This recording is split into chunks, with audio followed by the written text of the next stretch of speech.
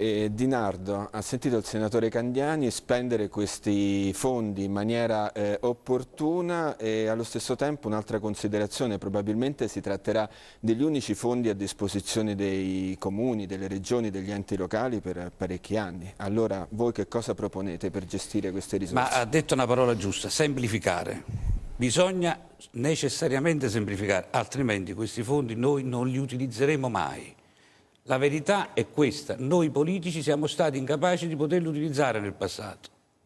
Dico noi perché anch'io faccio parte di quella classe. Non abbiamo avuto la capacità, nonostante l'opposizione che abbiamo fatto, non c'è stata la possibilità. Allora, semplificare, mettere in condizioni il Sud finalmente di poter attuare e portare avanti quei progetti che ricordavano prima. Noi, pensate, su 30 anni che non riusciamo a concludere la Salerno-Reggio Calabria, sta ancora là.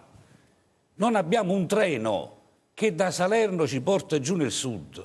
Non abbiamo la possibilità di raggiungere Reggio Calabria se non in 7 ore, 8 ore. Cioè, è impossibile. Abbiamo la capacità economica attraverso i fondi europei di poter fare queste cose, abbiamo bloccato tutto.